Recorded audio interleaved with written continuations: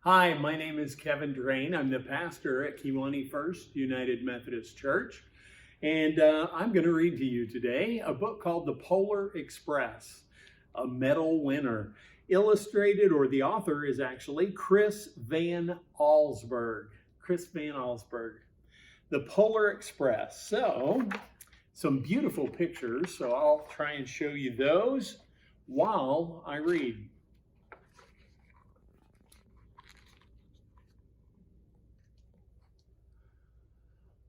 On Christmas Eve, many years ago, I lay quietly in my bed. I did not rustle the sheets. I breathed slowly and silently. I was listening for a sound a friend had told me I would never hear. The ringing of Santa's sleigh bells. There is no Santa, my friend said, but I knew he was wrong. Late that night, I did hear sounds, though not of ringing bells. From outside came the sounds of hissing steam and squeaking metal. I looked through my window and saw a train standing perfectly still in front of my house.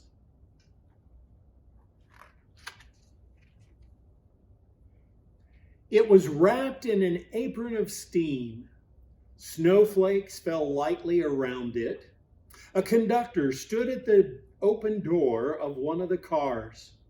He took a large pocket watch from his vest, and then he looked up at my window. I put on my slippers and my robe. I tiptoed down the stairs and out the front door. "All aboard!" cried the conductor. I ran up to him. "Well," he said, "are you coming?" "Where?" I asked. "Why, to the North Pole, of course," was his answer. "This is the Polar Express." I took his outstretched hand and he pulled me on board. That's a big train, isn't it?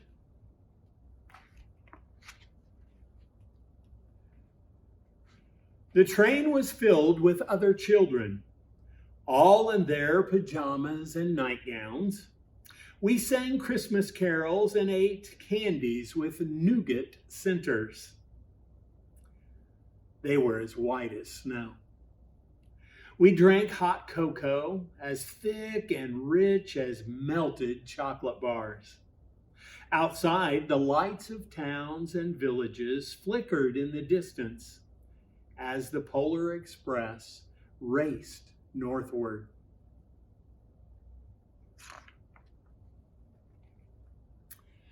Soon there were no more lights to be seen.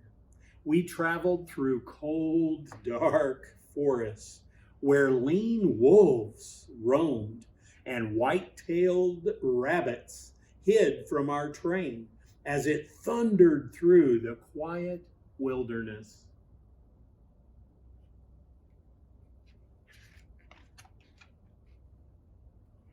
We climbed a mountain so high it seemed as if we would scrape on the moon. But the Polar Express never slowed down. Faster and faster we ran along, rolling over peaks and through the valleys like a car on a roller coaster.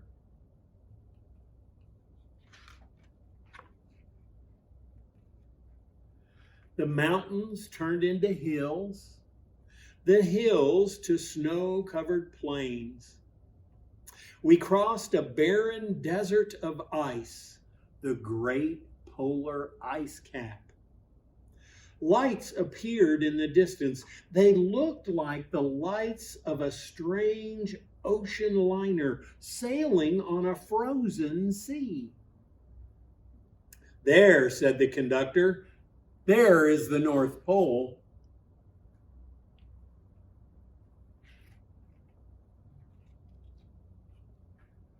The North Pole was a huge city standing alone at the top of the world, filled with factories where every Christmas toy was made.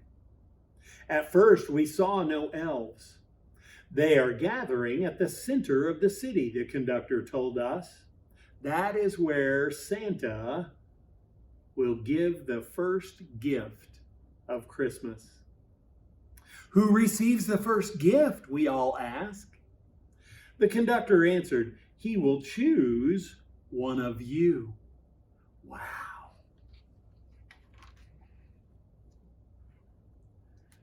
Look, shouted one of the children, the elves. Outside, we saw hundreds of elves. As our train drew closer to the center of the North Pole, we slowed to a crawl. So crowded were the streets with Santa's helpers. When the Polar Express could go no further, we stopped, and the conductor led us outside.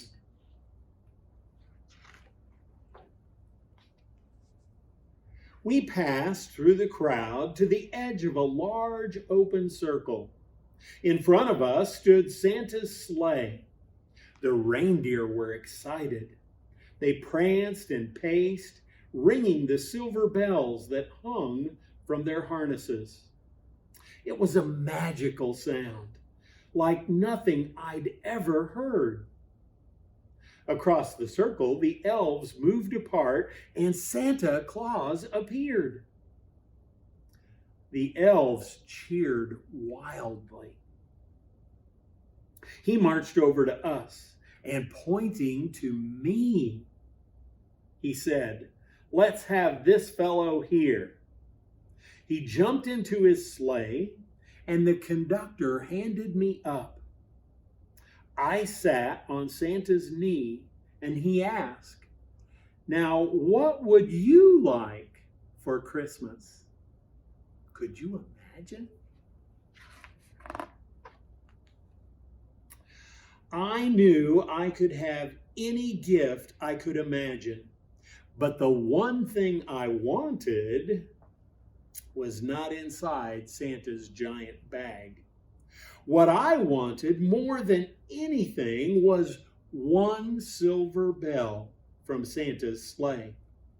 When I asked Santa, he smiled. Then he gave me a hug and told an elf to cut a bell from a reindeer's harness.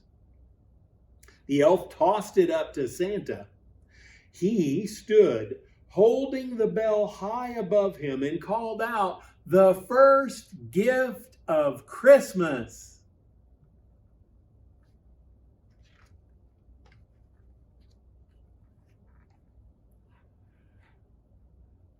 A clock struck midnight as the elves roared their approval. Santa handed the bell to me, and I put it in my bathrobe pocket. The conductor helped me down from the sleigh. Santa shouted out the reindeers' names and cracked the whip. His team charged forward and climbed into the air. Santa circled once above us and then disappeared into the cold, dark polar sky.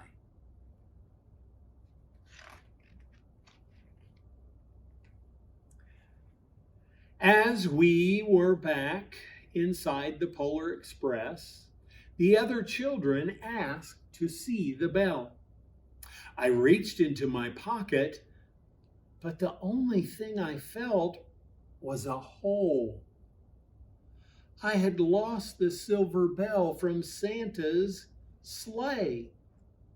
Let's hurry outside and look for it, one of the children said. But the train gave a sudden lurch and started moving. We were on our way home.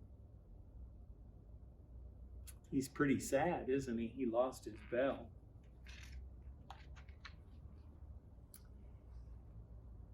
It broke my heart to lose the bell. When the train reached my home, I sadly left the other children. I stood at my doorway and waved goodbye. The conductor said something from the moving train, but I couldn't hear him. What? I yelled. He cupped his hands around his mouth. Merry Christmas!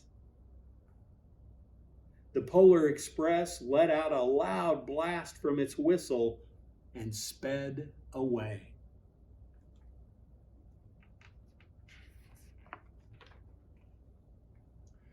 On Christmas morning, my little sister Sarah and I opened our presents. When it looked as if everything had been unwrapped, Sarah found one more gift, a small box behind the tree. It had my name on it. Inside was the silver bell. There was a note. I found this on the seat of my sleigh. Fix that hole in your pocket. Signed, Mr. C. I shook the bell. It made the most beautiful sound my sister and I had ever heard. But my mother said, "Oh, that's too bad." "Yes," said my father, "it's broken." When I'd shaken the bell, my parents had not heard the sound.